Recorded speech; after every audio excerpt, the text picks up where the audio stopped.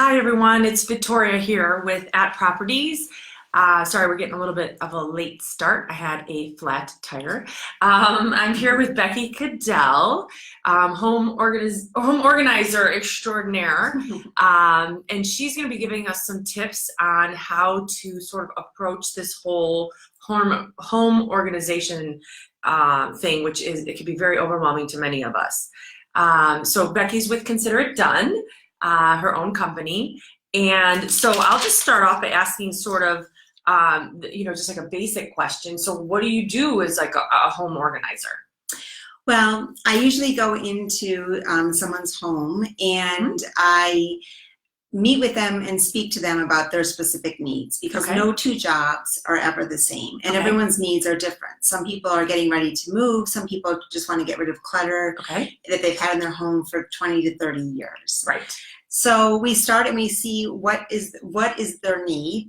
And then I ask them to make a to-do list, and we prioritize so that nothing seems overwhelming. Right. So they're like, just dive in and try to because I think that's the most overwhelming thing when for me, is like, how am I going to get all this done at once? Do you go by room, or like, how do you? It just depends on what the client's needs are. So based on their to-do list, we just start tackling it one room at a time, one project at a time. So you start where do you start? You sort of start just deciding on the area that needs it the most, maybe, or? Yeah, absolutely. And maybe an area that the client just never knew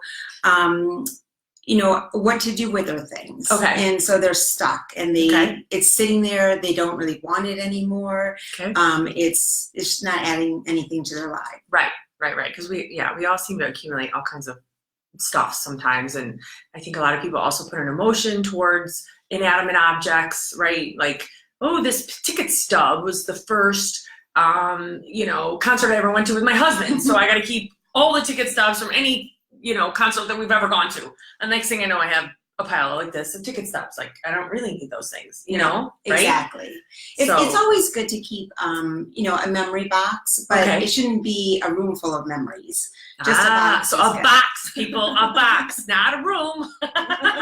Like a shoe box, or just like? Yeah, something that you can pick up and carry yourself. Okay, all right, that's a good tip. So your memory box can be a box, but only something you can pick up and carry yourself, not an entire room. Leah says, I need your help. So let's see here. What else? So, and then, so this whole process, I know it can take quite a bit of time depending on what you're trying to tackle. Days, months. It could be as simple as a couple days based on the project, because everyone is different and everyone's needs are. There's a couple of things that a person could do themselves that just want to get started. In this process of, I need to declutter my home. I want to get organized. You could start with something as simple as your pen jar that's sitting on your desk, and just go through it, get rid of the pencils, that the lead is no longer there, the erasers aren't, the pens don't work. And that's your. So starting small, is a way to keep it sort of real and not completely overwhelming. Absolutely, and then you can get a little confidence, and then move on to bigger projects. Like the drawer, the mess junk drawer, which I feel like I constantly am organizing, and nobody else can keep it organized. Everyone has a junk drawer. Right. Okay, that's good to hear, because I have a couple. And so, what does the end product look like? Like when it's done, how does that? Well, based on, once again, everyone's needs are different. Most of the time, it's not going to look like Martha Stewart walked out of your home. It's not going to be the pretty boxes with all of the labels. It can be, and it will be boxes with labels usually, because you want to make sure that everyone in your home knows where everything goes. So that's kind of the key. So everything has a place, right? Everything is going to have a place in your home, and if it doesn't, then we have to figure out why doesn't it, and then what to do with it. So things are organized, but it most likely is not going to be a perfectionist type of job, and nor should you go into it thinking that we're all going to have Martha Stewart type of, or Marie Kondo or whatever, like type of houses. It's more of keeping it real. Very much so, and what works in your life and how do you live in your home. Okay. And then we make everything work around that. Okay. Okay. So that makes sense. So, okay, let me see here. What other questions do I have? So how do you figure out where things belong? Right? Like, I mean, you know, like the pen jar, I have pen jars in my bedroom, I have pen jars in my office, I have pen jars in the kitchen. Like, how do you kind of figure out, you know, sort of where these objects belong? Because I think that's sometimes a big part of the issue with the clutter and the stuff that just keeps accumulating. So I always ask a lot of questions to my clients, and just like that, I would say, well, where are you doing your work? Where do you usually use those pens? If you need them all over your home, then you might have one or two in your desk drawer, and then you'll have the pen jar on your desk. But once again, it really depends on how you live in your home and what your needs are. So those objects that you use most frequently should be more accessible and closer, and, you know, like I don't use my bread maker or my Cuisinart that often, so that should be the top shelf or in a closet that maybe is a little further away than my toaster and my coffee maker or whatever that we use every day. And then that brings up a good point, because if you haven't made bread in 15 years, you're probably not going to. Which I haven't, so maybe it's time to get rid of the bread maker is what you're saying?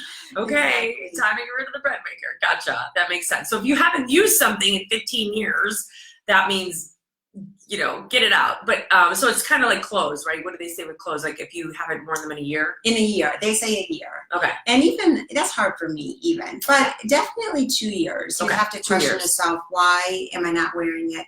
And that's a whole nother area, is clothes. Okay, clothes, right. What to keep and what not to keep. And Marie Kondo's really the it girl these days. Yes, she is. And I have to say, I do like a lot of her philosophies. Okay. And one of them, so why don't we, because some people might not know who she is or kind of what she stands for, so. Okay, so Marie Kondo is an author and she has an a show organizer. now. Yes, on Netflix. Oh, Netflix, right. Yes, and so it's kind of addicting for someone like me. It is. But so she is from Japan. She's Japanese, and you know, where they live is much smaller than the way that we live. So you have to be minimalist, because you don't have the 3,000 square foot homes or whatever. Exactly. The space is tighter there. Yes. So everything she says, I kind of, you know, give it some leeway because of the way that we live our lives. For sure.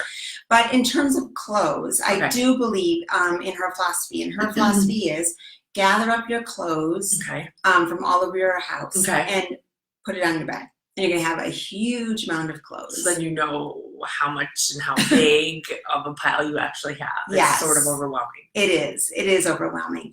And then you take off the pile each piece and see if she says, does it bring you joy? I mean, I think it's, do I love this and I can't wait to wear it? Oh my gosh, I forgot I had this, that type of a feeling. Right. And if so, it goes back in your closet. Okay. And if you don't feel that way about your clothes, then you donate. And I'm also a big donator in terms of organization. So anything that we decide is going to leave your home, I do not want to put it in a landfill. And so I try to find a good home for it. And there's lots of charities around our area. That's fantastic. So we have some questions here. Hi, Amy.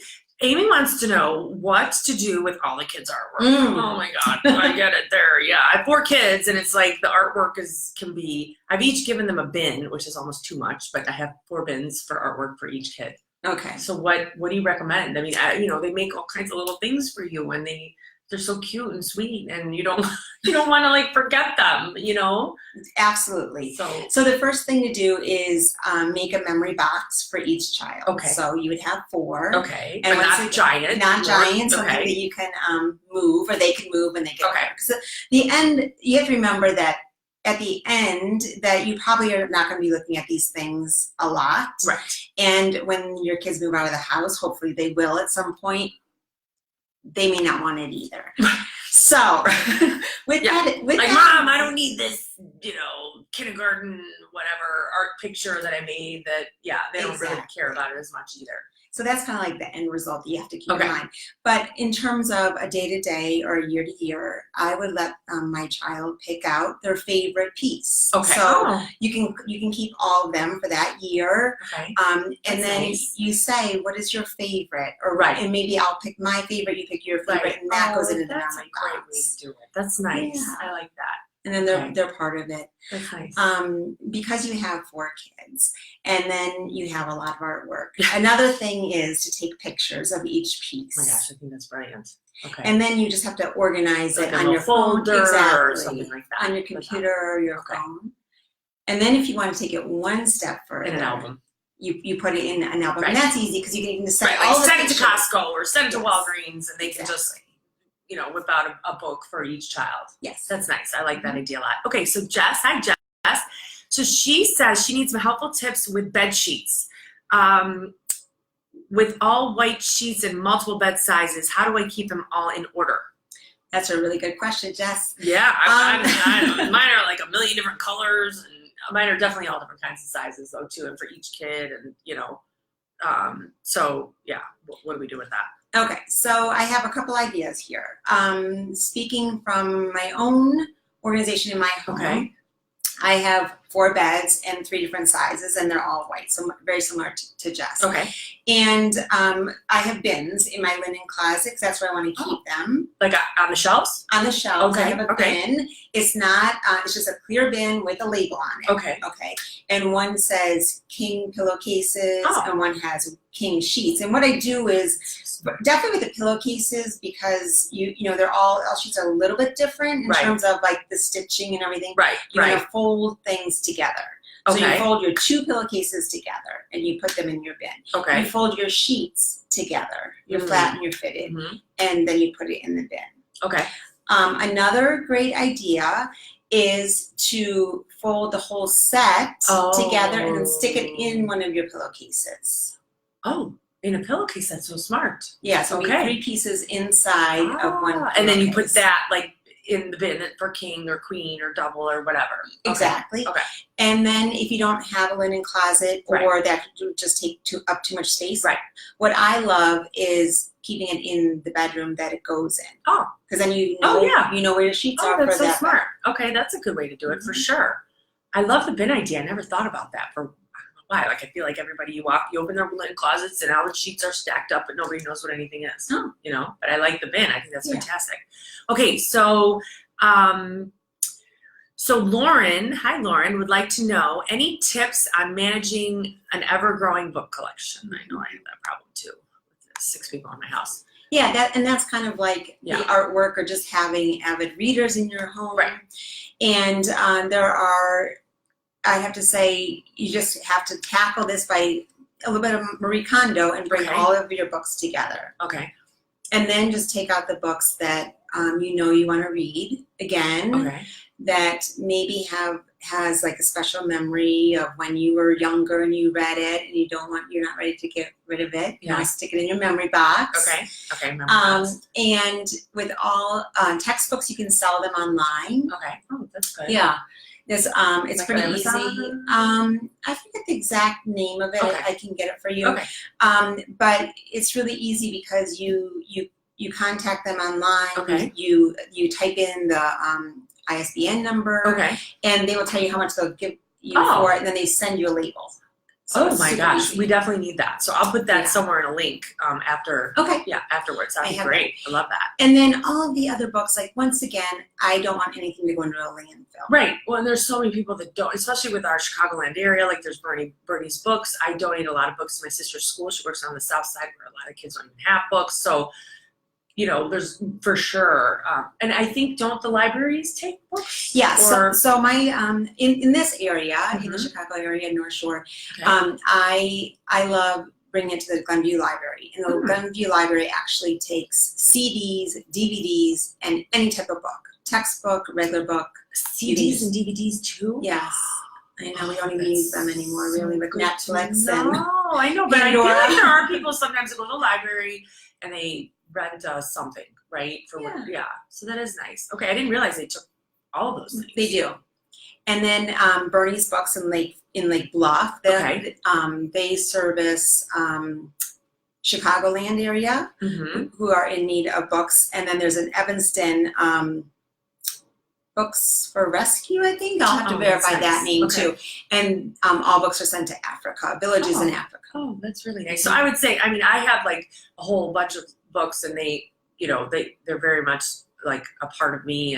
But I also feel like, all right, could somebody else use it and be happy and have a book that maybe they wouldn't have before? Like, if I know I'm not going to read it again, then I always think, okay, is there somebody else that might love and be able to enjoy the book? And it doesn't really just need to take up, you know, room on my shelf there. Okay, so then we got Stephanie, who downsized from a 1-bedroom condo, and now she no longer has a garage. She lost a ton of storage space and wants to know, what do you suggest so I don't have random bins and drawers everywhere? So I guess it's like garage type stuff that maybe she would store, and now she's got a smaller apartment with no garage.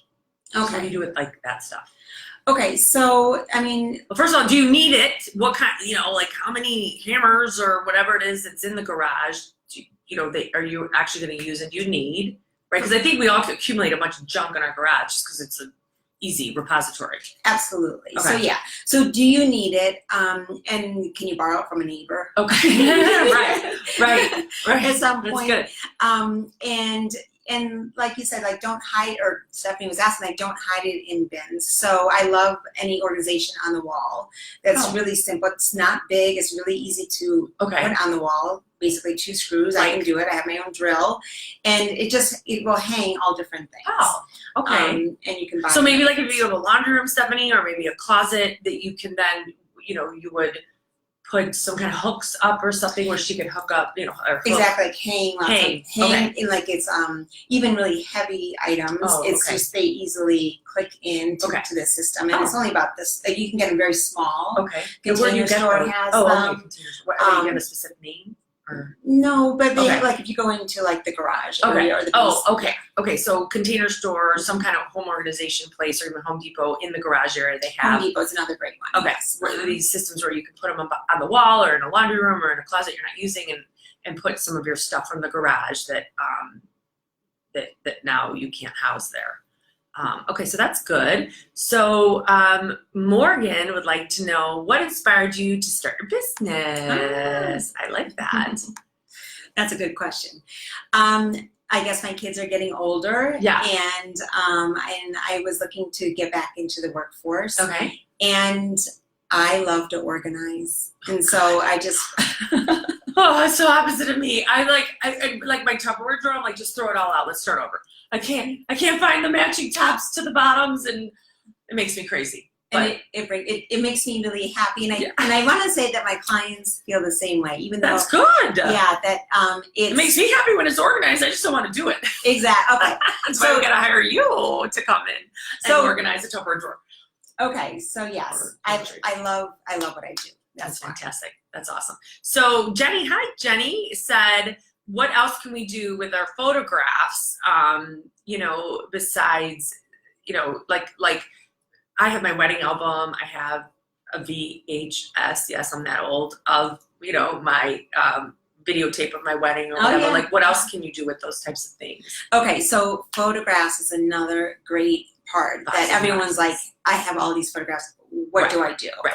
So going back to Marie Kondo a little bit, gather them all up. Okay. And right, because we all know sometimes you have 5 of the same photograph, right? Like you don't need 5. Right. And you might have them stashed in all different drawers. Yes, for sure. And once again, you're going to have the philosophy, it's not going to be perfect. It doesn't have to be perfect. Okay. So you're going to gather all of your photographs together.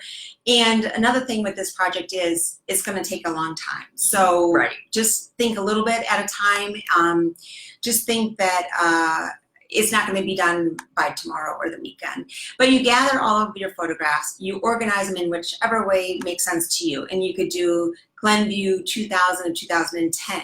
Okay. Okay. Put those together. Okay. Yeah. It doesn't have to be 1 year. It could be 10 years. It could be 5 years. It could, and then so now they're organized. The best thing to do is to give them to someone who can put them on a disc. Oh, so digitize them. Digitize them for sure. Got it. Well, we've got a neighbor, Jenny Larson, and that's her business. That's what she does. Maybe we'll have her on the show one day.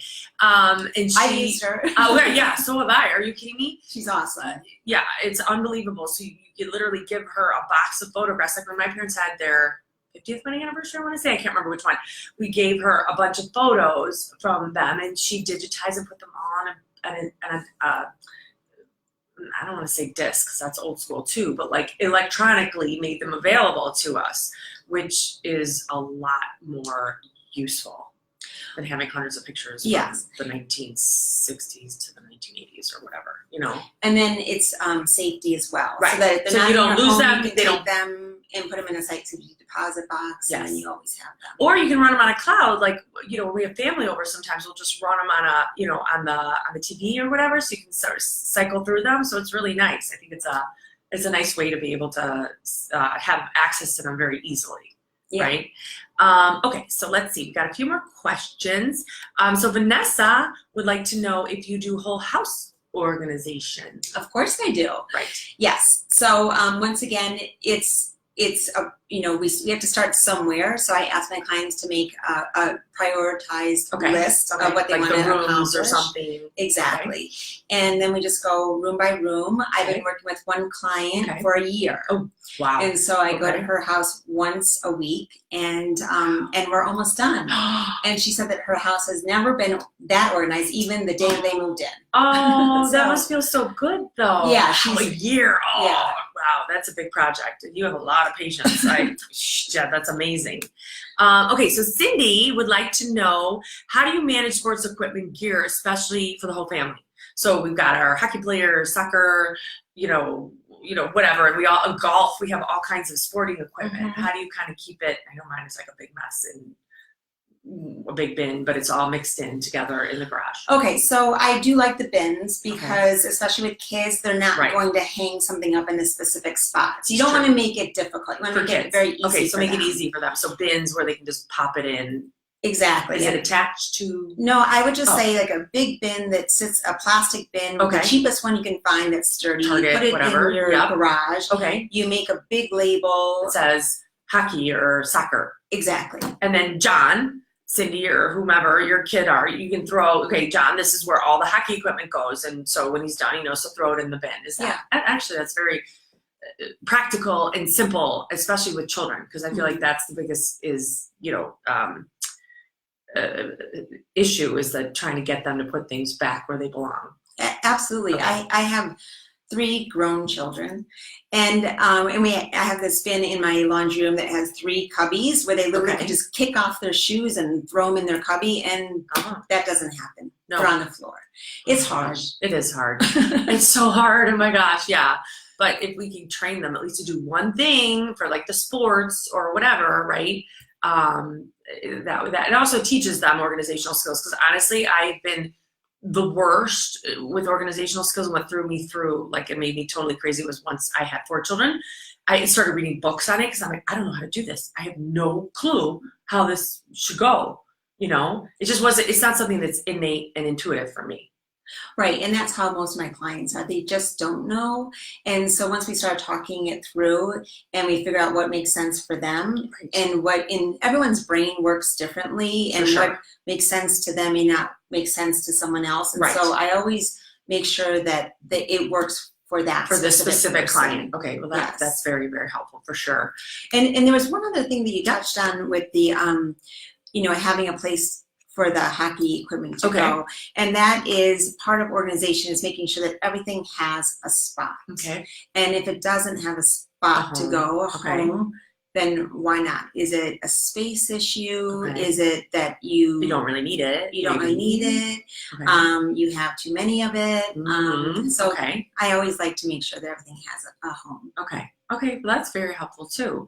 Okay, then we have, hold on, we have another question, sorry.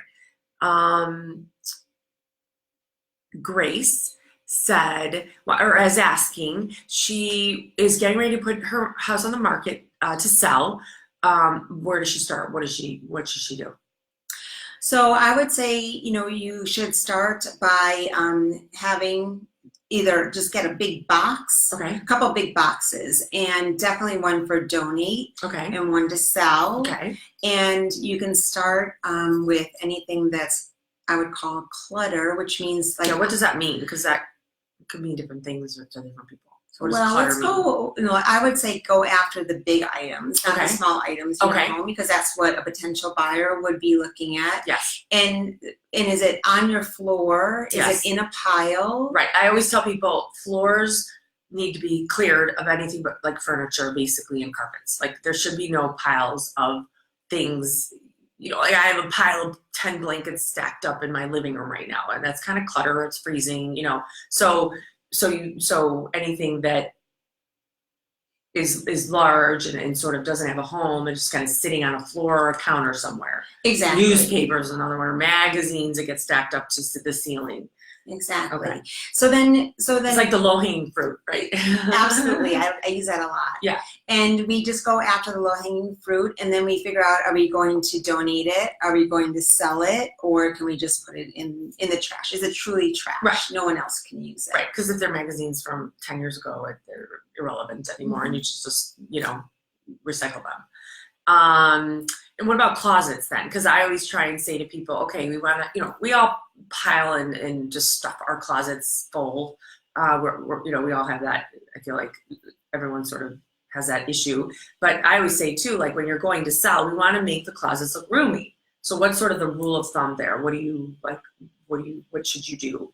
Well, I would say keep 1/3. Try to take out 2/3. Take out 2/3. Take out 2/3. Wow. Okay. Because it makes it look bigger. It makes it look bigger. It makes it look cleaner. And definitely living in Chicago, we have, I would call it 2 seasons. Winter and cold. and summer. Right. Warm and cold. Yes. Yes. So that would be a great place to start with the closet. Okay. Because you could definitely take out the season. Okay. Of That's what good. you're not using, whether it's coats and mittens and hats, Okay. or your beach towels and. Okay. So for example, you're getting ready to list your house in the spring, and hopefully you won't need your snow boots and your snow pants and your big thick sweaters and your coats. Pack them away. And then that in of itself, right, just packing away all the giant winter stuff is going to make your closet look so much bigger. And you don't need it for a full other season. By the time you need it again, you're going to be moved, right? Right. So I always tell my clients, whatever you do ahead of time, however much you can pack ahead of time, is that much less you'll need to do and stress over when we get your house under contract, and when we actually have 30 days or 40 days to close. Yeah.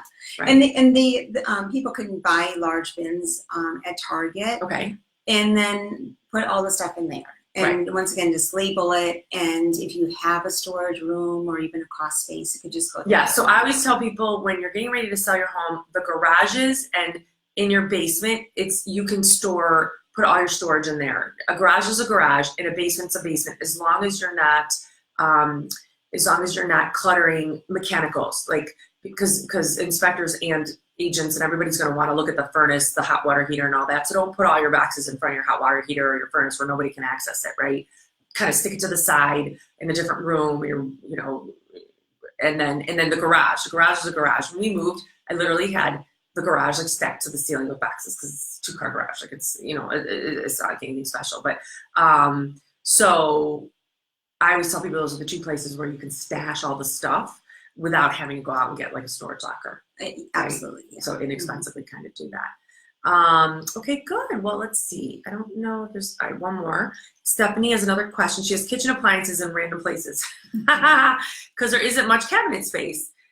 So they're like in different closets throughout the house. The kitchen must be smaller and cabinets is tighter, and you've got like a Cuisinart and the linen closet, or the bread maker, and whatever it might be in various closets. What do you recommend for something like that with larger appliances scattered? I would definitely bring them all together. Okay. And if you can find room in your basement, I would just put them in there. Well, she doesn't have a basement because it's like an apartment. Oh, it's the apartment. Okay. Yeah. So definitely, okay, so I would bring them together. And see what you use. So when was the last time you used that giant, I'm going to say bread maker, because I don't use it so much. If it's been 2 years, a year. Absolutely. Donate. There's somebody that will enjoy it more. Stop having it just take up space. Absolutely. Right. And those are big. They are big items. So So for those, so then so if you gather them up and then you realize, okay, I still need these 3 or 4 big items. They don't fit under my cabinets in my kitchen because they're too small. You know, kitchen cabinets are too small. There's not enough space. Where would you put them? Like, what would you say? Like, allocate another area? Yeah, and just try to keep them together, whether it's up above in a closet or in a box, you know, with a lid on it underneath. Maybe your coat closet. You know, you can just slide them under there, and no one really noticed that they were. That's a good idea. Keep them together, because then you won't, if you have, you know, one appliance or you know, Cuisinart in the linen closet, and you have another one in your bedroom, you kind of, it's confusing and you don't know where anything is, right? Yeah, exactly. And then depending on how much room you have, it might be a good idea to get like one of those either, you know, freestanding armoires or something if you have wall space. They're inexpensive. Even IKEA, honestly, like I'm a huge fan of IKEA. I am too. Their closets are free. You know, we bought one for a room that we didn't have a closet in, and it was, my husband put it together. It took a little time, but once it was up, it was really inexpensive. It was a couple $100, and it looks really great. It has mirrors on the outside, and then inside you could totally store all of that stuff. So that might be something if you're lacking in cabinet space. Absolutely. You can, I love IKEA. and they'll also, I know that they will, it's not very expensive, but they will also put things together for you. So you can pay them, or you can call like TaskRabbit, and they will come and put together all the IKEA stuff. Yeah. Right? Yep. Okay. Both of those things are true. Yeah, you can go directly to IKEA, and they'll help you put it together for a fee, and then TaskRabbit as well. Okay, great. And so Cindy wants to know, Becky mentioned everything should have a spot. With that in mind, what is your thought on tracking tile products? Oh, like the little, I'm not understanding, Cindy, etc. Oh, I see. So there's a so what's thing the called question? a tile. Okay, right. Let me just read it. Thought on tracking tiles. Sorry, Cindy, we're trying to make sure we get your question answered. Okay, so I think this is okay. So there's a little tile, and you can attach it to your phone. Like the back of your phone, so you don't lose it. Okay. And then I'm guessing you have to do something with the other tile. I haven't hooked it up yet. So I think it's a tile. So if you lose your keys all the time, you put the tile on the keys, and then you can ping it or ring it from an app on your phone. So if you lose your keys, you can you know, ping the key tile on your phone, so then it beeps and you know where your keys are, which I think is good, because I lose my keys all the time. So so what is my thought on that? I guess. Great. Like on those technology type of things. Yeah, absolutely go for it. Yeah. Because you know, this gets to the time that is wasted searching for stuff. Whether it's the sheets in the linen closet or the bread maker that you want to use, and you can't remember where you put it. So definitely, it's going to save you time. So one thing we've done in my family, because now we have 3 drivers and we had an au pair for a little while, with the keys. Oh my God, the keys. So I had on our one of our counters, it's a like wooden pretty little thing we got, I don't know, we're on vacation somewhere, and everybody knows that that's where the keys go. So when you come home, that's where you put your keys, right? So that they're not hiding in your pocket, they're not, and if someone needs to move a car or whatever, you walk in the door, boom, throw the keys there. So that's the little storage area for the keys in my family. And you kind of get in trouble if you don't, because if someone's searching for the keys and they need to move a car, they need to do something, and it's not in there, like, you have to put your keys back in that spot. So I did learn that, because I was one of those people always searching and hysterical for my keys. The other thing is I have keys in my purse that have a little like, what are those things called? Like a little fastener, and I fasten it to one of my inside zippers. Okay. So the key is fastened. The side keys is fastened to the inside zipper in my purse. Good. So I don't have to be searching for my house keys or anything like that. So, but I like your idea of the big container in the kitchen, because part of home organization is that everyone knows where everything goes. Right. So that if you're not there, someone else can find it easily. Right. So. You could say, hey, au pair or babysitter, the van keys are in this spot in the kitchen. This is where you'll find them. And that's sort of the rule in our home. I think we've been really good at that. Not good about other things, but that's one thing where I've tried to be like really diligent, making sure that everybody was putting the keys in the same spot all the time. And then it's automatic, and it's a no-brainer, and you're not spending all kinds of energy and hysteria and time searching for these things. I know my problem is my bloody phone. I lose this thing all the time. And I don't know, I feel like I just need to like affix it to my head or something. But you know, if I'm in the mud room or laundry room and I put it down, then I don't find it, and I'm like hysterical. So what do you do about something like that? Like, how do you? Well, I think maybe that's what she's Oh, talking for about, the tiles. So maybe. Okay, we'll get into the specifics. I don't really understand if I don't have my phone how I'm supposed to buzz it, but maybe with my laptop, I don't know. Or maybe there's some kind of clicker automated thing. I might need that. Maybe though, you need to always... put like a little basket for your phone. Right. Yes, that would be a good idea, not just carry it around from room to room. Right. One more thing. Sonia Cheester wants to know, garage sale or sell on an app? Mm-hmm. Which is more lucrative and which is the best use of your time? Okay, so through my experience, yes. I would definitely say an app. Okay. Nextdoor, Facebook. Facebook. Oh my gosh, the Facebook and Craigslist. I have a little bit of an issue with Craigslist just for safety. Well, you'd have to. It couldn't be a big item, and it would have to be where you meet somewhere. Right, and not at your house. And not at your scammers house. Absolutely. on Craigslist. Yes. You know. But Facebook garage sale it is. So I've had some big staging items that I'm just like ready to be done with, and they're nice, and I'm kind of like, yeah, I donate so much as it is, but it still got a lot of life out of it. So I will put it on the Glenview garage sale, Northbrook garage sale. And what it is it's all local people in this, you know, within 5 or 10 mile radius that subscribe to this garage sale, and then they see my item up there, and I'm telling you, the stuff sells so super quick, and it's super nice people. Like, they live in my neighborhood, and they're like, yeah, I would love that end table, you know, or whatever. I need to put it in my daughter's room. I know I've had great success with the Facebook garage sale. I don't like regular garage sales. I hate them. I'm gonna kill myself. It's not for me. I know some people love that stuff in the summer to do the garage sales, but I also feel like then you gotta wait, right? What if the weather's bad? What if it rains? You know, you only have one weekend in June. Like, oh, I don't know.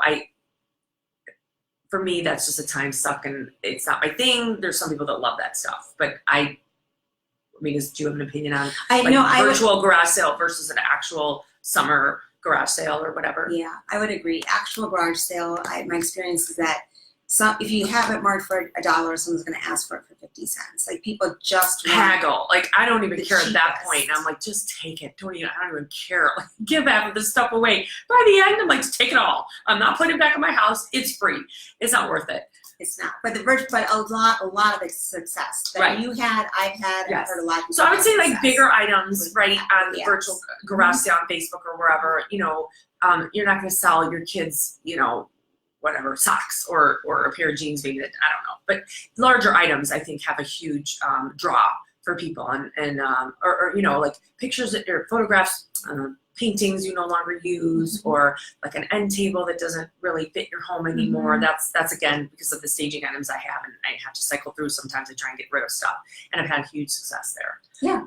So, okay, well, Sabrina, thank you. Sabrina says, can't wait to use some of these tips in spring cleaning. That's what we all need to focus on. And she's really excited to stock up on the bins and get rid of unworn clothing, right? We're all corporates, we all have that issue, especially with the unworn clothing. So, all right, well, thank you so much, Becky, Victoria. From Consider It Done. I'll put a link in, and we'll link it to her website as well. So if you guys want to have Becky come out and help you get started with organization, what sort of is the process for that, just as we're wrapping up? Like, yeah, just contact me. Okay. And no job is too big or too small. Absolutely. Right? Like, yes. Absolutely. Do the whole house or just a closet. Yep. Yep. And that's a good start. So it's always best to start small and start someplace as opposed to not starting it all. So thank you all for joining us this evening. And thank you to Becky. And we'll see you soon. Take care. Have a great night. Stay warm. Bye.